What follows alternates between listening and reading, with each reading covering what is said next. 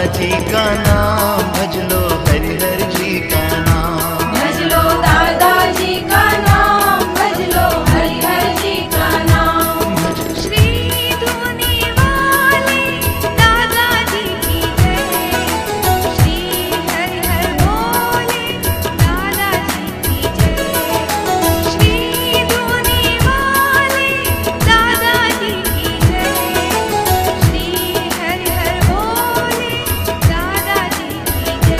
बोलो जय श्री दादाजी की, बोलो जय श्री दादाजी की, बोलो जय श्री दादाजी। नमस्कार, आप देख रहे हैं साधना न्यूज़ और मैं हूं आपके साथ दिव्या रघुवंशी। आज हम बात करेंगे मध्य प्रदेश के खंडवा शहर में स्थित दादाजी धूनीवालों के बारे में। सबसे पहले आपको बताते हैं दादाजी धूनीवाले आखिर थे कौन।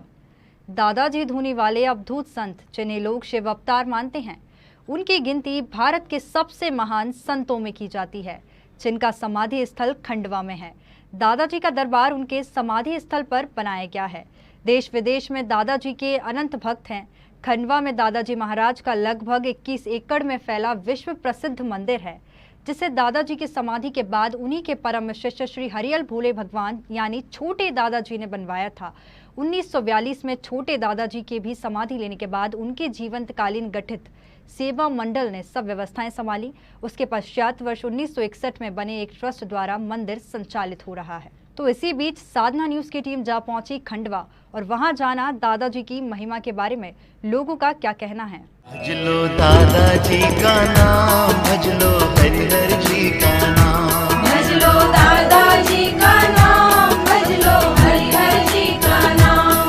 श्री धुनी वाले दादाजी की जय, श्री हरिहर बोले दादाजी की जय।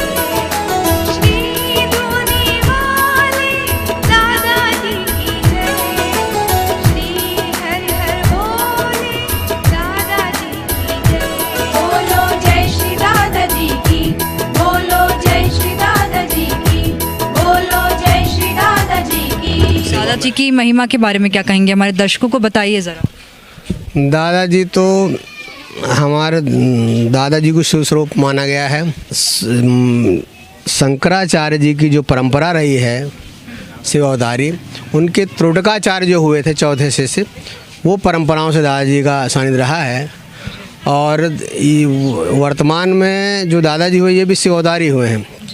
तो यहाँ हम लोगों के यहाँ जो भी पूजन विधान छोटे दादाजी के द्वारा ही निर्मित है, तो इनमें सभी कुछ जो है शिव स्वरूप को मानते हुए दादाजी को शिव मंत्रों द्वारा ही इनका पूजन हवन ये सब चीज़ें मानते हैं। हमारा जो दादाजी का दरबार है ये एक प्रकार से समझो कि सनातन धर्म की त्रिवेणी है। दादाजी बड़े शिव स्वरूप माने गए हैं और छोटे दादाजी को जो है उनको विष्णु का अवतार माना गया है। उनकी तमाम लीलाएँ ऐसे घटित हुई हैं और जो पुरातन भक्त लोग साथ में रहे उनको जो अनुभव हुए जो उनको, तो इस आधार पे और धूनी को जो स्वरूप है वो जगदम्बा का स्वरूप माना गया है।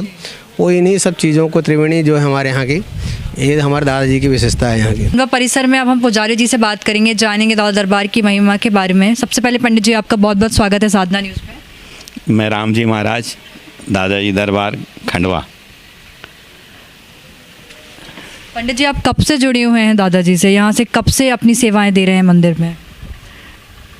मैं काफ़ी समय पहले से जुड़ा हुआ हूँ, लेकिन 25 साल से दादाजी की आरती पूजा सेवा करता आ रहा हूँ। दादा क्या चीज़ है, सबसे पहले मैं आपको ये बताता हूँ। दादा, दादा के ऊपर दादा, दादा यानी दादा के ऊपर कोई शब्द नहीं है, वो दादा है। दादा सर्वोपरि हैं यहाँ, और शंकर अवतार दादाजी को मानते हैं। श्री छोटे दादाजी महाराज को विष्णु अवतार मानते हैं और दादाजी की आरती पूजा, बड़े दादाजी की शंकर जी की आरती पूजा मंत्रों से होती है और छोटे दादाजी की आरती पूजा विष्णु भगवान के मंत्रों से होती है। दादाजी जो है साईं खेड़ा में सिरसिरी सिंदूक नाम की एक छोटी जगह है, वहाँ से उनकी जानकारी हुई है। उनका जन्म कहीं भी किसी भी व्यक्ति गांव या भक्तों से मालूम नहीं है, वो साक्षात नर्मदा जी से शंकर अवतार है। और सिरसिरी संदूक नाम की एक जो छोटा गांव है, वहाँ से उनकी जानकारी सब गांव वालों को महसूस हुई है। एक नदी बहती है सिरसिरी संदूक नाम में, वहाँ एक बड़ा भारी झाड़ था, वहाँ दादाजी बैठे हुए मिले और काफ़ी दिन वहाँ 2-4 दिन 8 दिन 15 दिन रहे। दादाजी जो है एक दफ़े वहाँ आसपास ग्वाल लोग थे, वो गैयाँ चरा रहे थे, तो दादाजी ने एक ग्वाले को आवाज़ दी कि एक मोड़ा इधर आओ। तो उसको बुलाया, उनसे कहा कि मेरे को ठंडी लग रही है। तो दादाजी ने उस मोड़ा ने कहा कि हमारे पास में कोई अंगार वगैरह जलाने का कोई है नहीं, गांव थोड़ा सा दूर है और हम यहाँ दादाजी की का करिश्मा को वो जान नहीं सका। और आसपास के ग्वाल लोग फिर उनके पास में आ गए। दादाजी के पास में एक कमंडल, एक कंबल मौजूद था और एक चिमटा। मोड़े को आवाज़ दादाजी महाराज ने लगाई। मोड़े से कहा कि मेरे को ठंडी लग रही है। तो उसने कहा यहाँ आग का इंतज़ाम बिल्कुल नहीं है। तो दादाजी ने कहा ये नदी बह रही है, इस नदी के अंदर से ये मेरा कमंडल पानी का भर ला। वो ग्वाला गया और कमंडल पानी का दादाजी के लिए लाया। दादाजी ने उस बड़ के झाड़ के नीचे कमंडल से पानी छींटा तो वहाँ आग उत्पन्न हो गई।